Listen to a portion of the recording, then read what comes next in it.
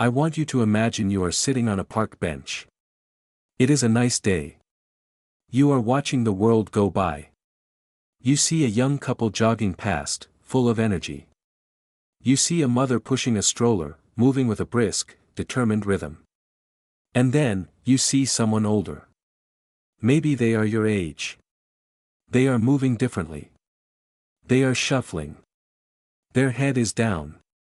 Their steps are short and tentative. They look like they are navigating a minefield, even though the pavement is perfectly flat. You might look at them with sympathy, thinking, well, that is just what happens when we age. We slow down. You might even look at your own walking pace and think, I take my time now. There is no rush. I am retired. I am here to tell you that this mindset, the idea that slowing down is a harmless, natural part of aging, is a dangerous lie. It is a lie that could cost you your life. New, groundbreaking research coming out of the University of Pittsburgh and analyzed by geriatricians worldwide has uncovered a terrifying statistic. Your walking speed is not just a measure of how fast you get to the grocery store. It is the single most accurate predictor of how many years you have left to live. The study suggests that if you walk slower than a specific speed, 0.8 meters per second, your risk of dying within the next 5 to 10 years skyrockets. Your gait is not just a movement, it is a vital sign. It is as important as your blood pressure, your heart rate, and your cholesterol. In fact, some doctors are now calling it the sixth vital sign. Today, we are going to have a very serious conversation about the speed of your life. We are going to unpack why the simple act of putting one foot in front of the other is actually a complex stress test for your entire body.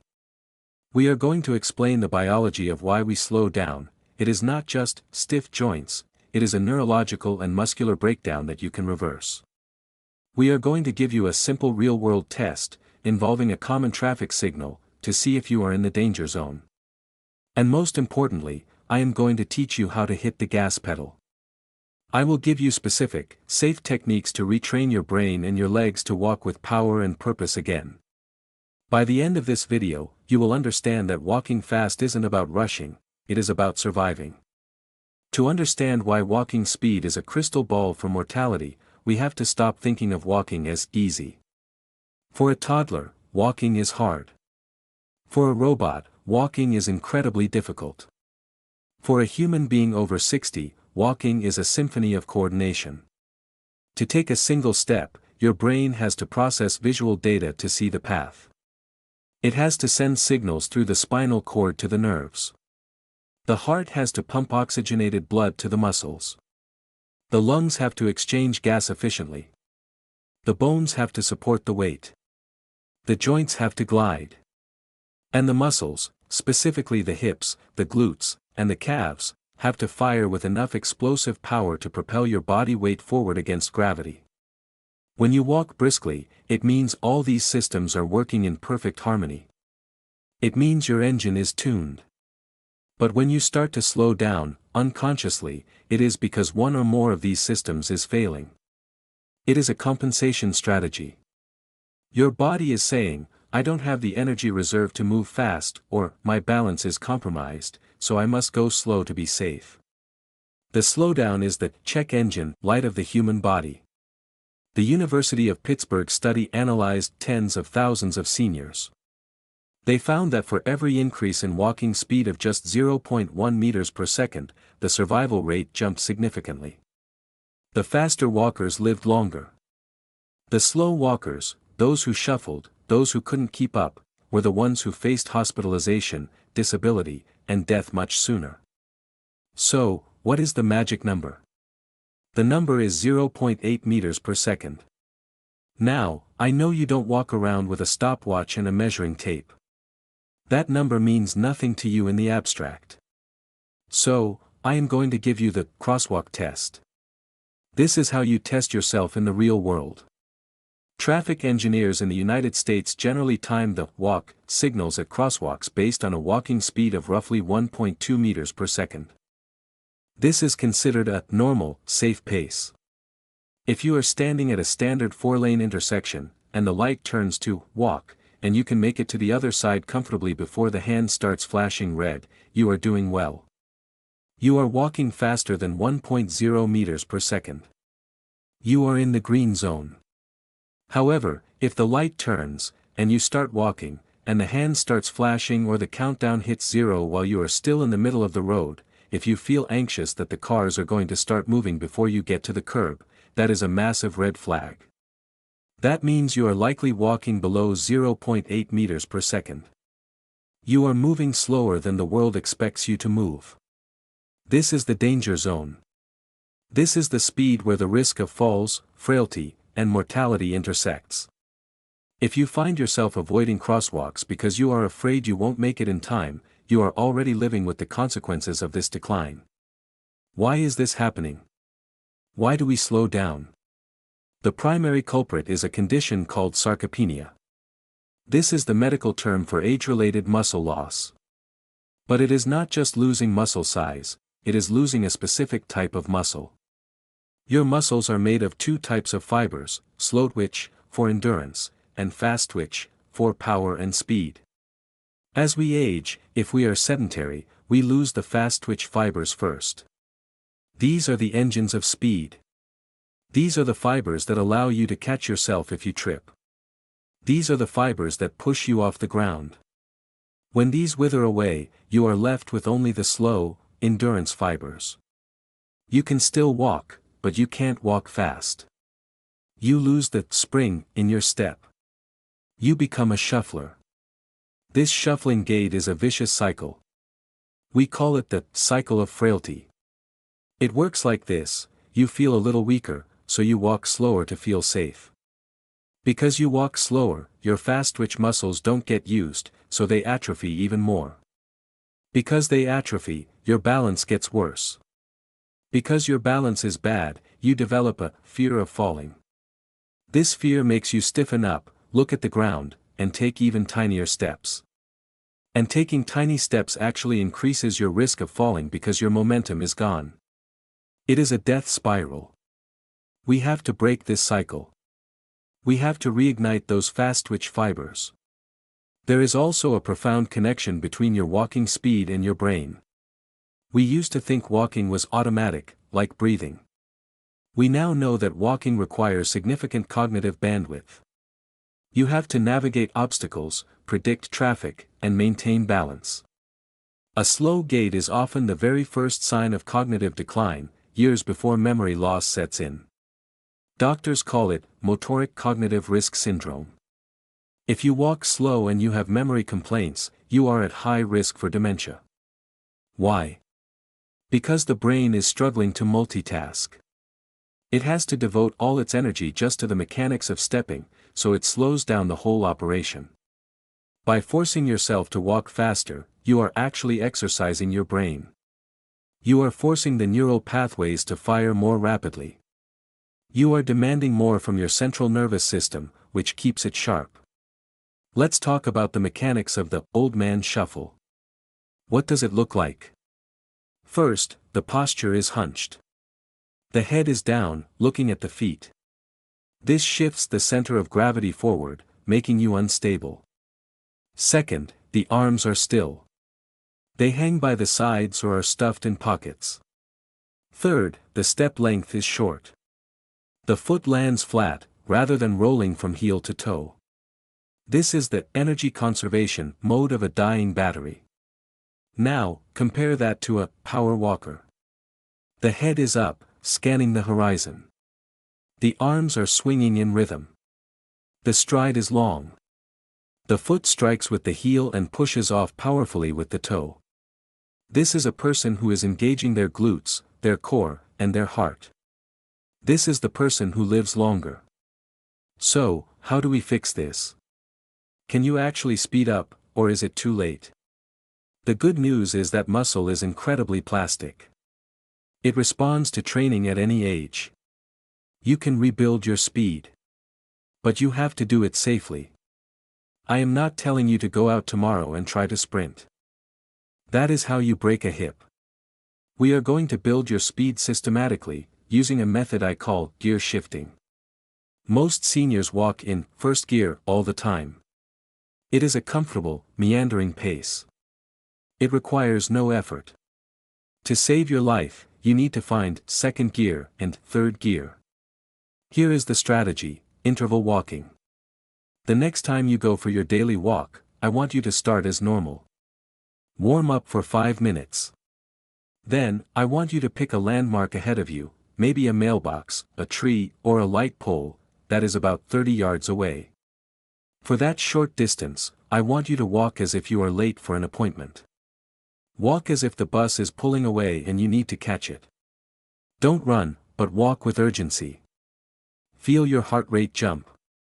Feel your breath catch a little. Then, once you pass the landmark, slow back down to your normal pace. Recover. Catch your breath. Do this 3 or 4 times during your walk. What are you doing here? You are sending a signal to your body. You are telling your nervous system, we still need speed. We still need power. Wake up the fast-twitch fibers. Over weeks and months, you will find that your normal pace naturally gets faster. You are resetting your cruise control to a higher speed. We also need to fix your posture. You cannot walk fast if you are looking at your shoes. Your head weighs about 10 or 12 pounds. If you hang it forward, it pulls your whole spine out of alignment and restricts your hips. You need to walk tall. Imagine there is a string attached to the crown of your head pulling you up to the sky. Look at the horizon, not the pavement. Your eyes should be scanning 10 to 15 feet in front of you. This allows your brain to process obstacles early, so you don't have to slow down to negotiate them. When you stand tall, your hips open up. When your hips open up, your stride gets longer. A longer stride equals more speed with the same amount of effort. Next, let's talk about the arms. The arms are the steering wheel and the gas pedal of the legs. There is a neurological connection between your right arm and your left leg, and vice versa. It is called the contralateral pattern. If you want your legs to move faster, pump your arms faster. It is physically impossible to move your arms fast and your legs slow. Try it. It doesn't work. If you find yourself dragging, bend your elbows at 90 degrees and pump them back and forth. Do not cross your body, pump forward and back like a piston. This arm swing adds momentum and drive. It propels you forward. It turns walking from a lower body activity into a full body exercise. We must also address the push-off. The shuffler just lifts the foot and places it. The walker pushes the earth away. This push comes from the calf and the glute, the butt muscles. To activate this, you need to focus on your toes. When your back foot leaves the ground, feel your toes pushing off the pavement. Think push, push, push. This engages the posterior chain of muscles. This is where your power lives. If you have weak glutes, you cannot walk fast. This brings us to the gym, or the living room floor.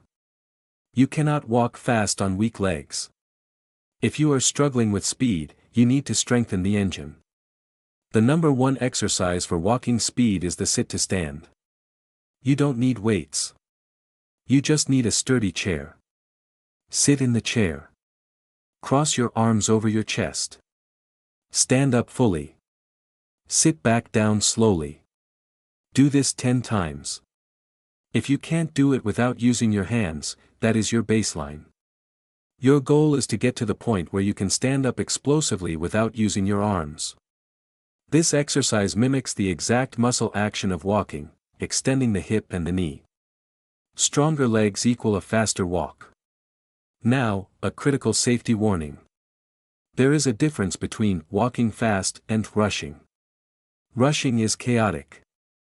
Rushing is when your mind is ahead of your body. Rushing leads to falls. Walking fast is controlled. It is purposeful. When you practice your speed, you must stay focused. Do not text and walk. Do not daydream. Be present in your body. Feel the ground. If you feel unsteady, use walking poles. Nordic walking poles are fantastic because they allow you to walk very fast by using your upper body for stability and power, effectively turning you into a four-legged animal. They take the weight off the knees but allow you to keep a high cardiovascular pace. Let's talk about footwear. You cannot walk fast in flimsy slippers or old, worn-out sneakers. You need a shoe that has a good structure and a slightly firm sole that creates a rocker effect. If your shoe is too soft and squishy, it absorbs all your energy. You want a shoe that returns energy. Go to a running store, get fitted, and treat your walking shoes as your most important piece of medical equipment. Because they are. I want to address the psychological component of this, pride. Many seniors slow down because they are afraid of looking foolish if they trip, or they are just resigned to the role of old person. Society expects you to be slow. When you walk fast, you are breaking a stereotype. You are signaling vitality. There is a saying, motion is lotion. The more you move, the better your joints feel. But the corollary is, speed is safety. It sounds counterintuitive, but a person with the strength to walk fast has the strength to stop a fall. A person who shuffles is always on the brink of toppling over. There is also a profound benefit to your heart. Walking at 0.8 meters per second is a stroll. It burns calories, but it doesn't challenge the cardiovascular system. Walking at 1.2 or 1.4 meters per second is aerobic exercise. It strengthens the heart muscle, lowers blood pressure, and improves lung capacity. You don't need to jog. Jogging is high impact and hard on the knees. Fast walking is low impact but high intensity. It is the perfect exercise for the 60-plus body. Let's visualize your future. Imagine two paths. Path A, you accept the slowdown. You walk slower every year. Your world shrinks. You stop going to the mall because it takes too long to get from the car to the store. You stop traveling because you can't keep up with the tour group. Your muscles wither. Your independence fades. You become housebound. This is the path of the 0.8 meters per second walker. Path B, you decide today to fight for your stride. You practice your intervals. You do your sit-to-stands. You buy good shoes. You walk with your head up. Next year, you are faster than you are today. Your world expands. You can navigate the airport.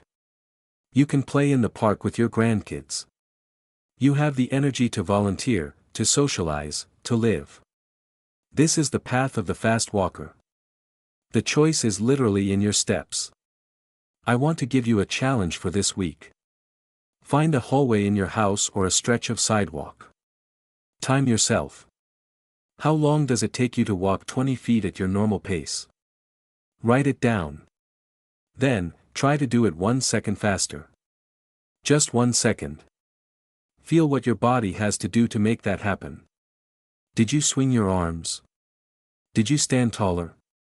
That feeling, that slight extra effort, is the medicine. Do not let the slow death creep up on you. It is silent.